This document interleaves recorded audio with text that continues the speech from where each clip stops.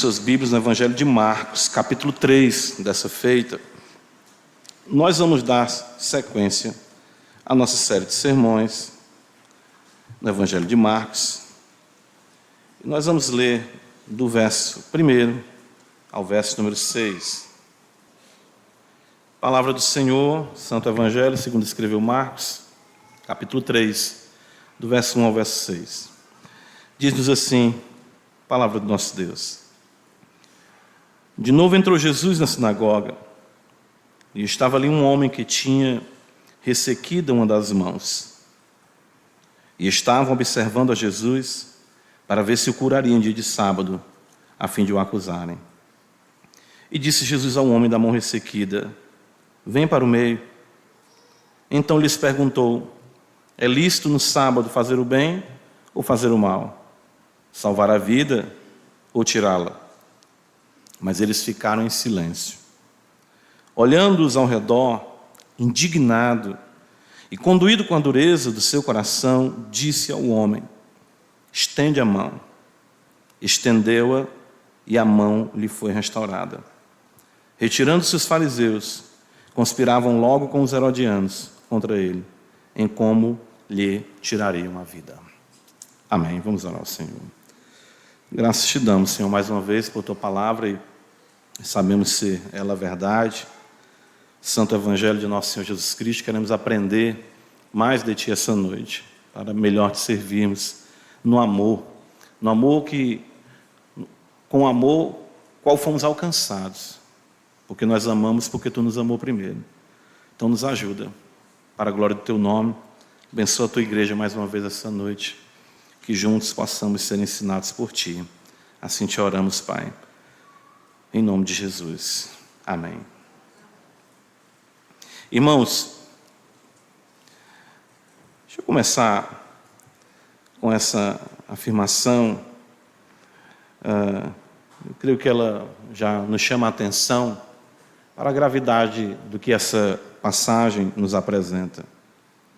O fato é que, quão religiosamente podemos estar distantes da verdadeira religião? Quão religiosamente podemos estar distantes da verdadeira religião?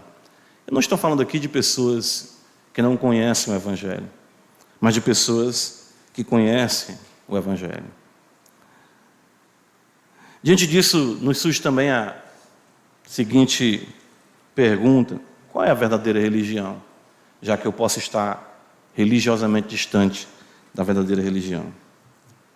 Basicamente, nós aprendemos, de forma que a palavra sintetiza para nós, que amar a Deus e ao próximo é a essência da verdadeira religião.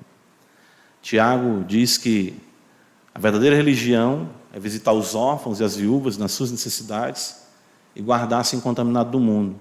Ou seja, amar o próximo e amar a Deus, uma vida de santidade.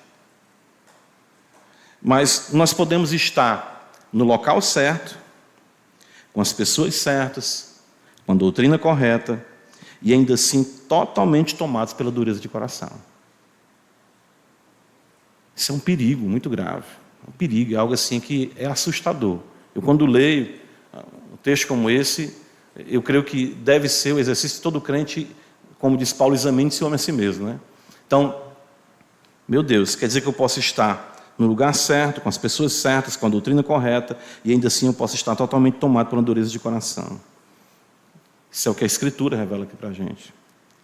Marcos, ele continua nos conduzindo pelas controvérsias. Desde o início do capítulo 2, nós temos chamado a atenção dos irmãos para isso. O Espírito conduziu o evangelista a selecionar esses tópicos aqui, e creio que o objetivo é mostrar o contraste para nós entre a cegueira e dureza de coração por parte dos escribas e fariseus e a atitude de amor a Deus e ao próximo expressa pelo próprio Jesus.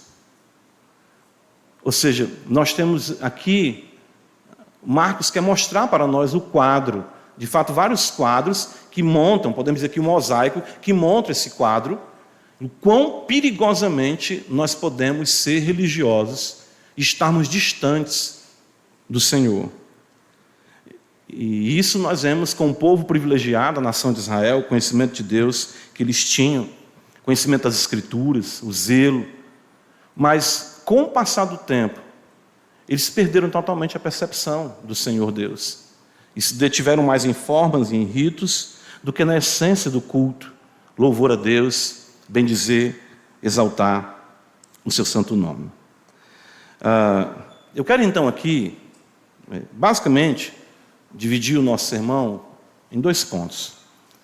Nós vamos considerar a religião dos fariseus, dos escribas, certo? E nós vamos considerar a religião de Jesus Cristo. Nesses 2 pontos nós temos alguns subpontos, mas basicamente eu quero que nós observemos o que Marcos está fazendo.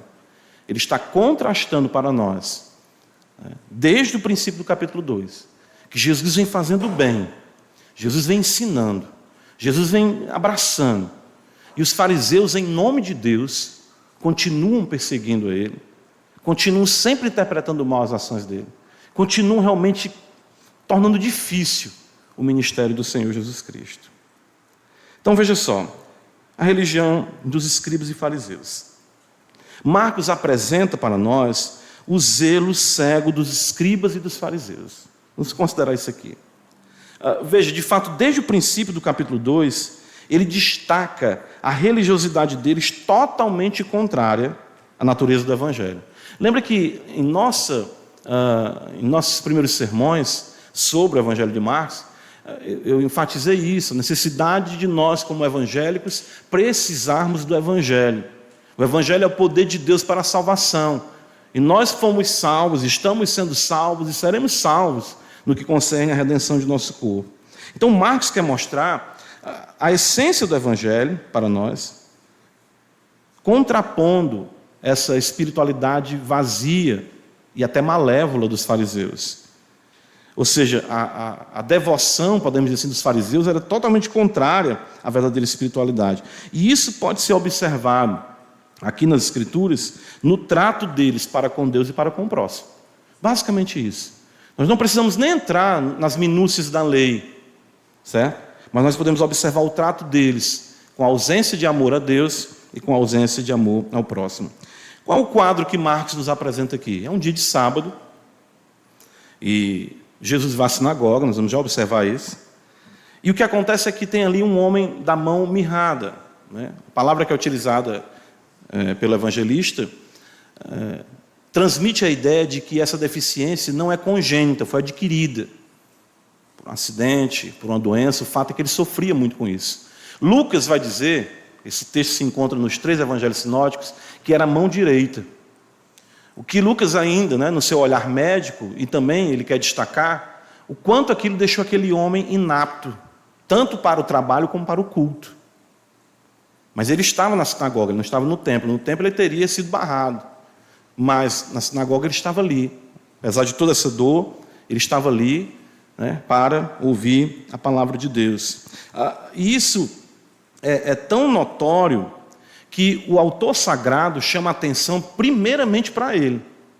Ele menciona que Jesus vai à sinagoga e Marcos diz, estava ali um homem que tinha ressequida uma das mãos. Os fariseus também estão ali, os escribas e os fariseus. E desde o princípio nós vemos que eles estão acompanhando cada situação a qual Marcos registra para nós.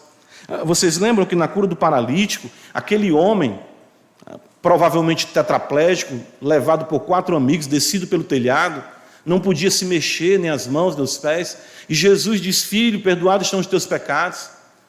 E então o Senhor cura ele, e os fariseus ficam ali, ficam dizendo, quem é esse que pode perdoar pecados? E já ficam indignados porque aquele homem se levantou, e era um dia de sábado, enfim. Eles sempre estão vendo algo negativo. Jesus chama Levi, um homem totalmente à parte, à margem da sociedade, se tornar um traidor da nação. Jesus acolhe aquele homem, prega o evangelho para aquele homem, recebe aquele homem, de fato aceita o convite e tem um banquete na casa de Levi. E os escribas, vocês não estão vendo não que um bocado de gente é pecador e o vosso mestre está aí? Na questão do jejum, na sequência, O Senhor, os discípulos são questionados, eles não estão preocupados com o jejum, estão preocupados em observar algum defeito no ministério do Senhor. E no momento em que os discípulos estão com fome e comem as espigas, né, que colhem ali, eles não pensam na fome, eles não pensam nem em proteger a seara, de repente de algum assalto, alguma ceifa indevida. Não, eles estão preocupados sempre em manter as tradições, e não é diferente aqui. O evangelista chama atenção para isso, porque os fariseus não iam à sinagoga, considerando aqui a religião dos fariseus e dos escribas, eles não iam à sinagoga para vivenciar a espiritualidade na comunhão dos santos, nem muito menos o auxílio aos necessitados. Mas eles iam para a sinagoga, eles iam para o templo, para se exibirem e censurarem os que não viviam conforme as tradições recebidas. Então isso aqui é algo qual nós temos que ter muito cuidado e atenção, porque nós podemos perder o foco do porquê nós estamos aqui. E os fariseus, os escribas, estavam tão preocupados com as tradições, tão preocupados com as regras, tão preocupados com os costumes, que eles não conseguiam olhar para aquele homem com sensibilidade, diferentemente do autor sagrado, que foca logo a necessidade daquele homem da mão ressequida. Quem é aquele homem? Ninguém sabe o nome, de onde ele veio. Mas isso mostra o olhar do próprio Senhor Jesus para aquele homem. Evangelho de Mateus, capítulo 23, veja comigo. Jesus, caminhando para a conclusão do seu ministério, ele censura essa atitude dos fariseus, e ele fala no versículo 5, Mateus 23, praticam, porém, todas as suas obras com o fim de serem vistos dos homens, pois alargam os seus filactérios e alongam as suas franjas. Amam o primeiro lugar nos banquetes e as primeiras cadeiras nas sinagogas. Verso 14, ai de vós, escribas e fariseus hipócritas, porque devorais as casas das viúvas, e para o justificar fazeis longas orações, por isso sofrereis juízo com maior severidade, com muito mais severidade.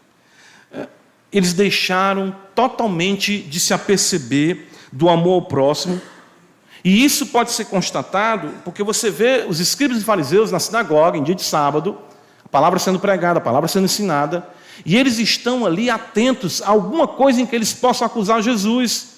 Eles não estão mais atentos ao ensinamento, aos cânticos, à adoração. Eles estão atentos ali, alguns até creem que o fato do homem da mão ressequida estar ali, alguns comentaristas, é que eles armaram aquilo ali. Eles levaram aquele homem para dizer, vamos observar como ele age. A pessoa chega ao ponto, irmão, de cogitar assim, ele é bom, então ele vai querer fazer o bem. No que ele fizer o bem, pega ele. Olha aí, dia de sábado, na sinagoga. E eles veem o milagre, veem a mão do homem ser restaurada, mas eles não se sensibilizam por isso, pelo contrário. Veja em Marcos capítulo 3, versículo 6. Retirando-se os fariseus, conspiravam logo com os herodianos contra ele, em como lhe tirariam a vida. Ou seja, eles vão para a igreja, eles vão para o culto, eles se reúnem e ouvem a palavra, mas estão pensando em matar Jesus. E conseguem conciliar isso muito bem no seu coração. É isso que o pecado faz. A sandice, a loucura, de não se aperceber do que está sendo feito, do que se está cogitando. Eles não iam à sinagoga para vivenciar uma espiritualidade, de se preocupar com os irmãos, de orar, de ver como estavam. Não, eles nem se importaram com aquele homem. Alguns creem que até eles estavam usando ele como isca. Mas eles estavam ali. Eles perderam toda a noção da vivência com o próximo. E isso é interessante. Por que eu estou colocando isso em primeiro lugar? Talvez você dissesse assim, o amor a Deus tem que vir em primeiro lugar. Sim, mas a relação com o irmão, a relação com o próximo, é o fruto dessa raiz de relação com Deus. Se não há essa relação de amor, se eu não venho para a comunhão dos santos, para a igreja, pensando melhor, visando melhor, enfatizando melhor, semeando melhor, eu estou com a raiz de amargura e não com a raiz do amor a Deus. Lembra que Tiago diz, eu citei, mas abra comigo a escritura, Tiago capítulo 1, verso 27, O autor sagrado vai dizer, a religião pura e sem mácula para com o nosso Deus e Pai é esta. Ele poderia dizer, guardar-se incontaminado do mundo e visitar os órfãos e as viúvas. Não, mas ele diz, visitar os órfãos e as viúvas nas suas tribulações e a si mesmo guardar-se incontaminado do mundo. A religião dos fariseus se caracterizava pelo desprezo para com o próximo. E isso em uma maldade absorvida, planejada, arquitetada e vivenciada. Nós precisamos ter o cuidado de não vivermos assim em total desprezo para com o próximo. É por isso que a obra da igreja, nós temos que ter o cuidado com isso. Às vezes, com muitas boas intenções, nós perdemos o foco do que seja a obra da igreja. Pregarmos o evangelho e estarmos atentos às necessidades dos irmãos. Qualquer outra coisa além disso pode até ser interessante, pode até ser pertinente, pode até ser relevante, mas não é a missão da igreja. Os fariseus estavam ali, eles criaram cerca de 39 mandamentos, além do mandamento do sabá, do quarto mandamento, porque entendiam que precisavam guardar aquela instituição de uma forma que talvez o próprio Deus não tivesse guardado. Mas eles perderam totalmente o foco de que o amor a Deus deve se expressar na comunhão dos santos, na preocupação com os santos, de como estão os santos, quais são as suas lutas, quais são as suas angústias, o que está mirrado, o que está seco na vida do irmão. Eles não viam isso. Nós estamos atentos às necessidades. Lembra que logo no começo da igreja, em Atos 2, diz que eles perseveravam na doutrina dos apóstolos, a comunhão dos santos. E o texto continua dizendo que não havia entre eles necessitado algum. Ou apenas nos enredamos. Será que nós estamos atentos a isso? Ou apenas nos enredamos em mexericos e fofocas sobre a vida alheia? O que queremos saber do nosso irmão? Queremos ajudar os que sofrem ou tripudiar em seus pecados? Irmãos, nós nos acostumamos com isso. Sabe com o quê? De acharmos bom o mal na vida do outro.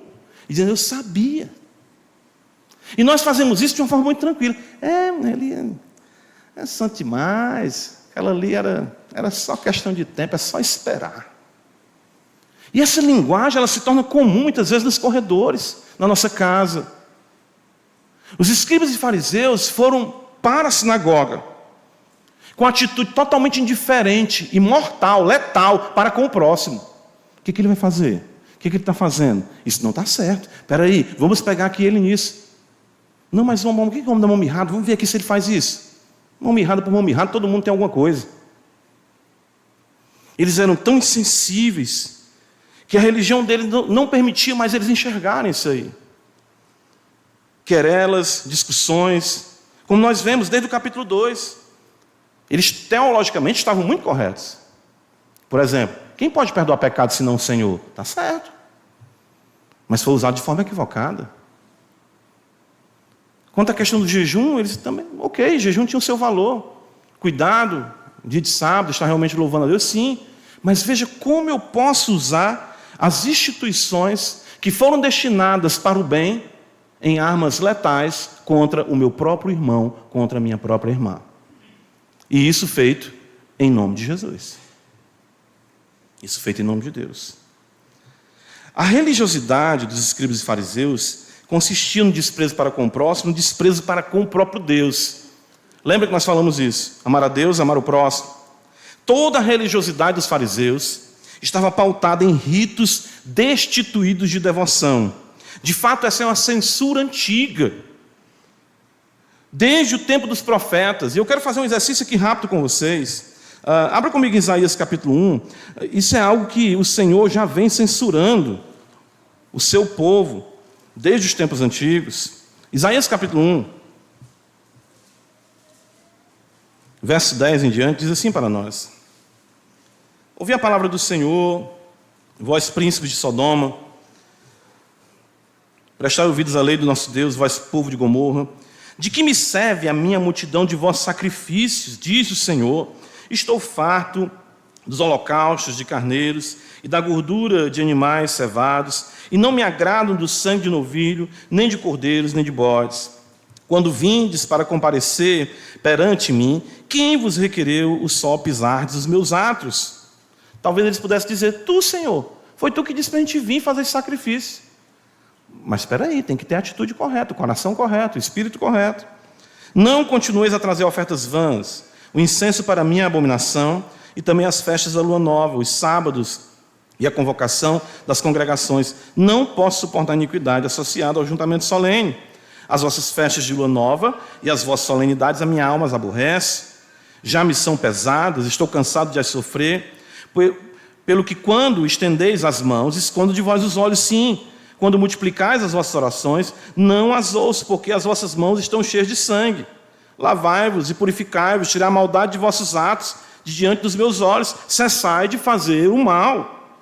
Aprendei a fazer o bem, atendei a justiça, repreendei ao opressor, defendei o direito do órfão e da viúva. Pleiteai a causa das viúvas.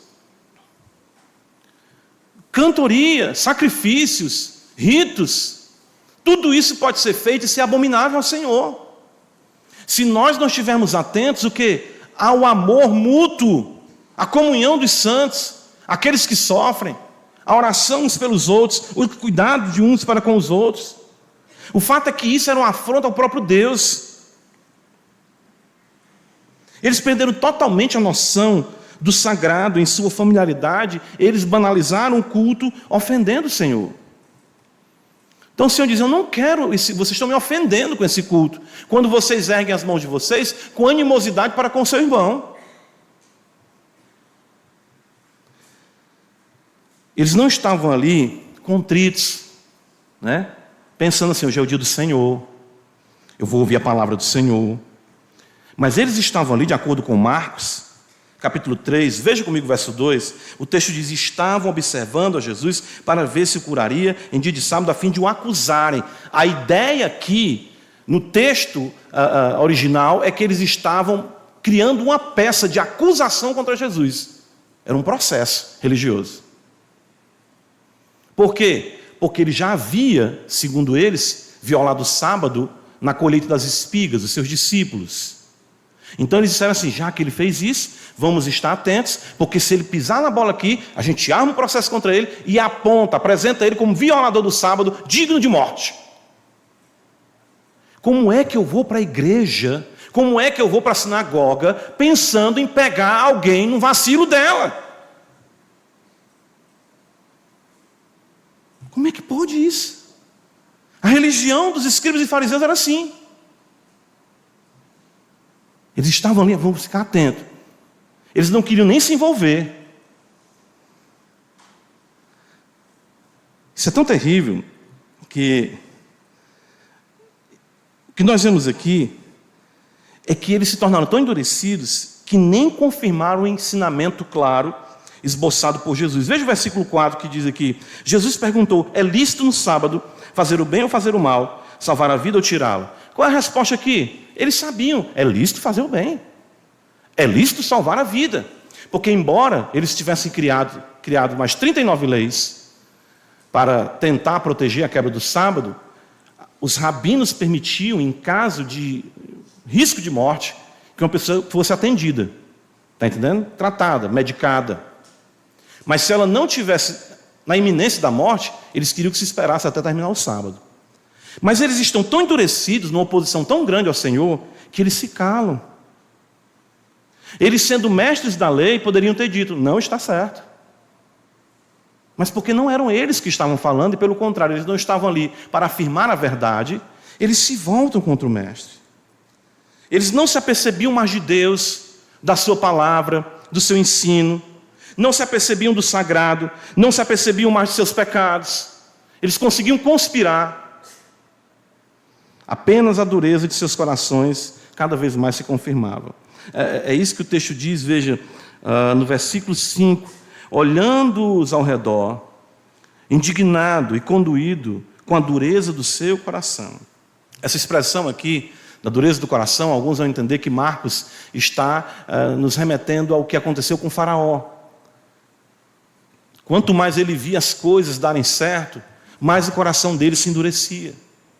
Mas o coração dele se voltava contra Deus e contra o povo de Deus. Irmãos, nós precisamos, e aí é algo que nós temos que ter muito cuidado, precisamos resgatar, eu falei isso hoje pela manhã, na sala de membresia, quando Jacó está ali fugindo, né, do seu irmão, em Gênesis capítulo 28, veja o que está escrito, né, quando o Senhor se revela para ele, ele vê aquela escada, e ele diz no verso 37, quão temível é este lugar, é a casa de Deus, a porta dos céus. Nós ainda vemos assim, adentramos aqui com fome e sede de justiça e tremendo da palavra de Deus, ou nos entregamos a cantorias e projetos infindáveis que visam apenas os nossos interesses. Nós estamos aqui para quê?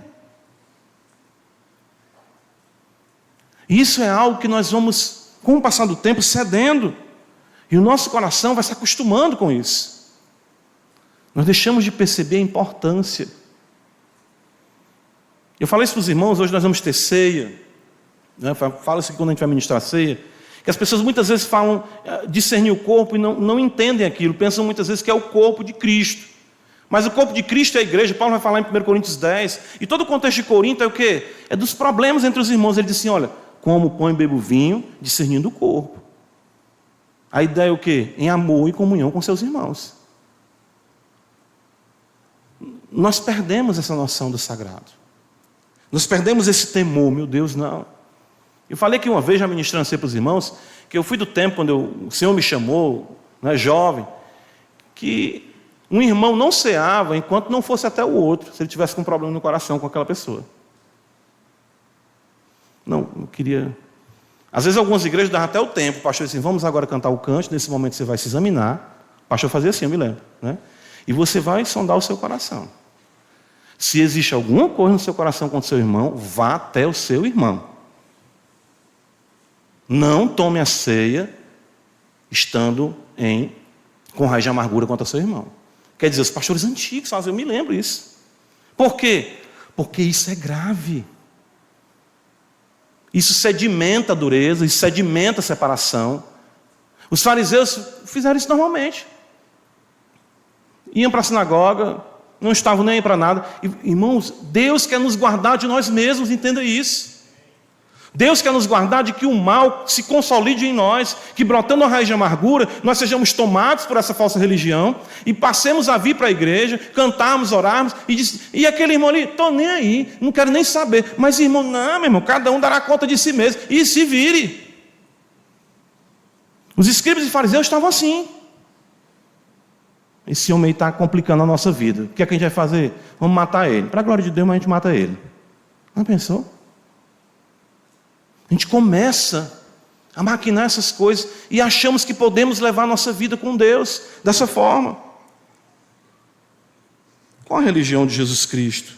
A dos fariseus consistia em um desprezo para com o próximo, desprezo para com Deus. Por quê? Porque banalizou-se as instituições em nome de uma religiosidade que acolhesse as minhas ideias ou as minhas pretensões de uma espiritualidade à parte do Senhor. O apóstolo Paulo diz que grande é o mistério da piedade. Ele afirma isso para nós, escrevendo a Timóteo, capítulo 3, verso 16. E ele diz em 2 Timóteo 3,12 que todos quanto querem viver piedosamente em Cristo. Ou seja, a verdadeira piedade só é possível em Cristo. De fato, Cristo é o piedoso. Ele é o piedoso. E eu sempre falo isso, né? Às vezes, a primeira vez que os irmãos, ou, às vezes dando aula, ou coisa assim, olha, irmãos, Jesus era crente. A pessoa, era, irmão. Ele era crente, ele fazia o devocional dele. Ele acordava de madrugada e ia orar. Ele jejuava. Ele ia para a igreja, a sinagoga. Ele seguia tudo que estava ali no script ali, do que era um cristão, do que era um crente, melhor dizendo, né? naquele século.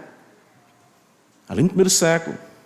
Veja Marcos capítulo 3, olha o que está escrito no verso 1. Olha só. De novo entrou Jesus na sinagoga. De novo. A expressão do amor a Deus por Cristo se apresenta também nas instituições estabelecidas pelo Pai. Percebam, os fariseus iam para a sinagoga, mas não iam por amor a Deus. Jesus ia para a sinagoga porque amava a Deus. Olha a diferença. A ideia de Marcos é que ele está indo de novo. E ele tinha toda a razão para dizer, vou lá para aquele lugar, covil de cobras. Não era não? Aquele bando de pai, manda fogo, mata esse povo. Ô, raça ruim. Eu curo um paralítico, eles reclamam. Eu trago um pecador da margem da sociedade, eles reclamam. Os meus discípulos comem alguma coisa, eles reclamam. O que é que eu faço com esses homens? Vou mais para a sinagoga? Não. Não, de novo ele foi para a sinagoga. Crente. Era crente. Nosso Senhor nunca viveu os ritos à parte do amor. Nunca. Pois ele entendia os mesmos como auxílios na expressão de seu amor ao Pai. Quando ele é circuncidado, quando ele é levado ao templo, apresentado, é circuncidado. Quando ele vai aos 12 anos, provavelmente fazer o seu bar mitzvah ali também. Por essa razão ele guardou toda a lei. De fato, em Mateus 5, 17 e 19, ele diz que não veio abrogar a lei, ele veio para cumprir. De fato, Cristo era o alvo da lei, tudo culminava nele. Romanos 10, 4, o fim da lei, o telos, o alvo é Cristo. Tudo culminava nele. Assim ele observava com prazer as instituições. Então, ir para a sinagoga para Jesus era um prazer. Olha Lucas capítulo 4, abre aí comigo, veja. Lucas capítulo 4. Olha o que está escrito. Lucas 4, logo após a tentação, verso 16 diz, indo para Nazaré, olha a beleza, onde fora criado, entrou num sábado, aonde? Na sinagoga, segundo o seu costume. Ou seja, ele expressava o amor ao Pai, com as instituições estabelecidas pelo Pai, isso não tinha problema. De fato, desde a maternidade, se você voltar um pouco no Evangelho de Lucas, capítulo 2, verso 49, quando seus pais se dão conta da ausência dele, e eles voltam para Jerusalém, Jesus responde em Lucas 2,49, por que me procuráveis? Não sabias que me cumpria estar na casa de meu Pai? Ele tinha mais plena percepção do sagrado, Cristo tinha. E mesmo em meio aos falsos religiosos, adorou, pois estava ali por amor ao seu Pai. Aí é que está a diferença. Aí é que está a diferença. Ele tinha um amor a Deus. Ele também se deleitava nas Escrituras. Interessante que, claro, as Escrituras testificam dele, que era a expressão exata do Pai. Por isso que ele ia para a sinagoga para ensinar. Lucas capítulo 4, um pouco à frente mais, volta um pouco, veja o verso 17. Então lhe deram o livro do profeta Isaías, e abrindo o livro achou o lugar onde estava escrito. Eu gosto desse texto aqui porque eu lembro isso a gente no seminário e tudo, porque hoje a gente tem capítulo, tem versículo. O rolo do profeta Isaías, não sei se falam, tinha uns 9 metros. Um livro enorme. Como é que acha Isaías 61? É 61, né? Jesus sabia só na munheca, acostumado com a Bíblia. Ele, peraí, é aqui. 100 capítulo e 100 versículo. Era crente. Ia para a Bíblia, ia para a igreja por causa da Bíblia. Era o seu costume, ele amava ler Isaías. E imagine Cristo lendo e é de mim que ele está falando. Tanto que ele disse, cumpriu hoje esse texto.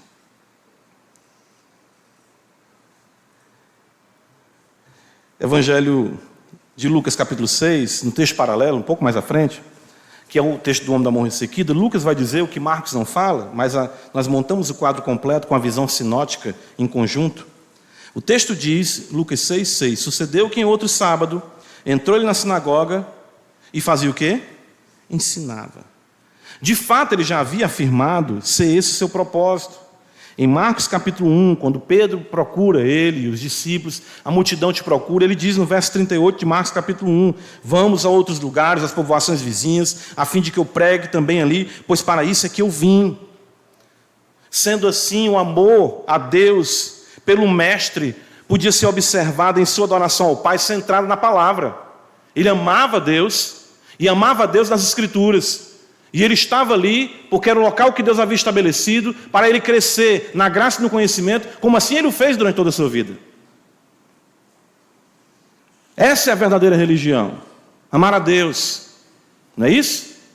E como nós amamos, amando a sua palavra. Esse é o teste para a verdadeira religiosidade. Nós estamos aqui por quê? Não, estou aqui porque, enfim, tem uma história, tem um tempo. Não! Eu estou aqui por quê? Não, estou aqui porque eu sou batista. Não! Não, estou aqui porque a igreja é reformada, sou reformado. Não! Todas essas coisas têm o seu valor. Mas eu estou aqui porque eu amo adorar esse Deus. Essa é a essência da nossa vida.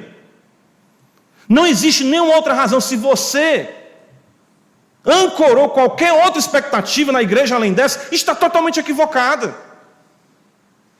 Jesus ia para a sinagoga para adorar o Senhor, para ler a palavra, para ensinar a palavra. Amamos a palavra de Deus? Com que propósito nós viemos aqui? Qual a nossa percepção?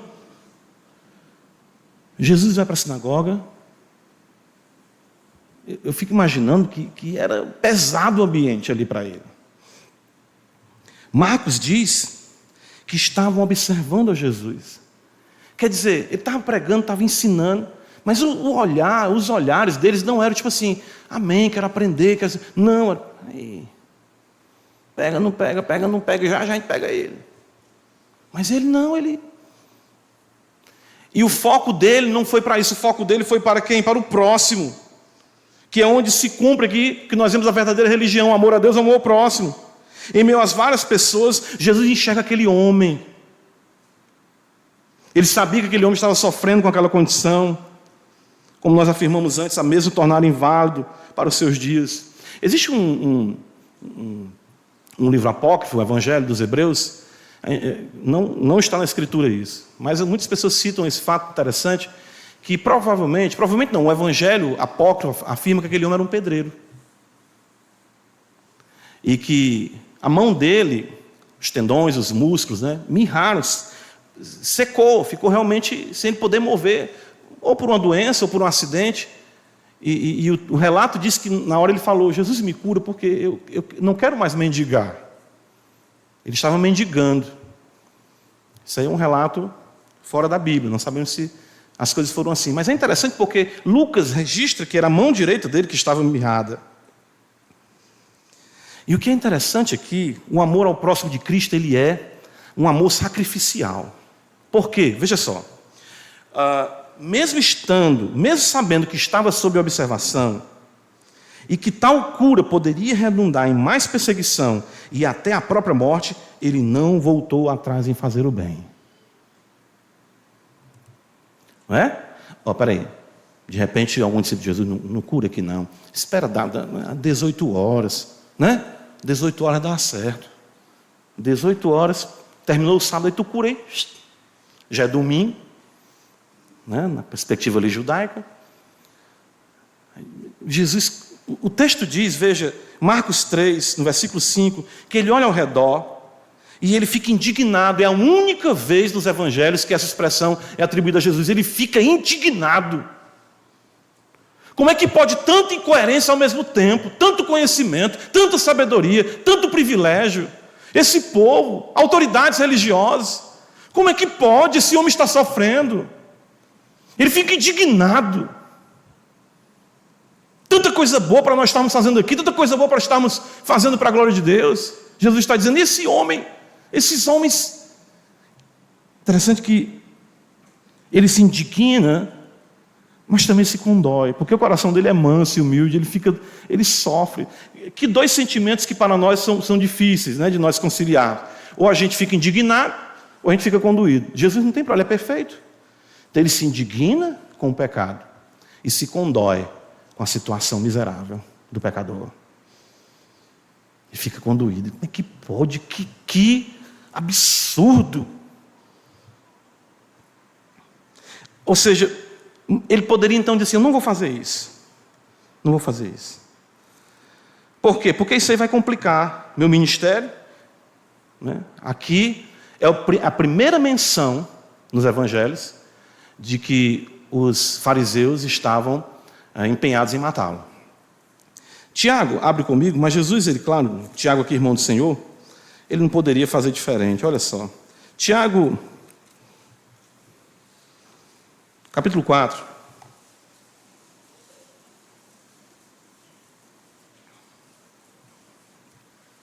Verso 17. O que é que Tiago diz? Olha só, portanto, aquele que sabe que deve fazer o bem e não faz, nisso está o quê? Pecando. Ele não podia pecar. Ele sabia que tinha que fazer o bem. Mas esse bem custou a sua vida. Ora, mas isso é pertinente a ele? O Filho do Homem veio para dar a sua vida pelos pecadores. Isso é maravilhoso. Jesus sabia que não podia se eximir de fazer o bem, pois nisso consiste a verdadeira piedade. Ele adorou em amor, e em amor serviu a ponto de entregar a sua própria vida. Irmãos, nós nos preocupamos com o bem-estar de nossos irmãos. Jesus, ele se preocupava. Nós observamos a ausência do irmão, da irmã, nós conhecemos suas dores e suas necessidades, nós oramos uns pelos outros, nós somos um corpo em Cristo Jesus.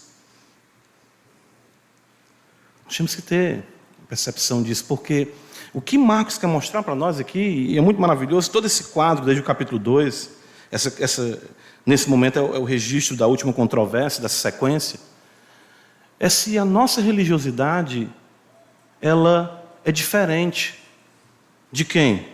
Da dos escribas e fariseus. Mateus 5, veja se não é isso que Jesus fala. Ele diz assim, no verso 20, Mateus capítulo 5, porque vos digo que se a vossa justiça não exceder em muito a dos escribas e fariseus, jamais entrareis no reino dos céus. Qual é a religião verdadeira para com o nosso Deus? A dos escribas e fariseus, destituída da percepção do sagrado, do amor ao próximo, ou de nosso Senhor Jesus Cristo, em amor ao Pai e ao próximo? Qual é a sua religião? É isso que nós devemos pensar. Qual é a nossa religião? Que Deus nos guarde de estarmos, como nós iniciamos o nosso sermão, religiosamente distantes da verdadeira religião.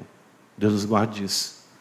Mas que prezemos pela glória de Deus, vindo à sua casa, sendo casa de Deus, ouvindo a sua palavra, e estarmos sim preocupados em cada vez mais estreitarmos os laços da comunhão dos santos.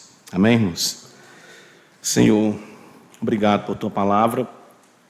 Nos ajuda, ela é a verdade.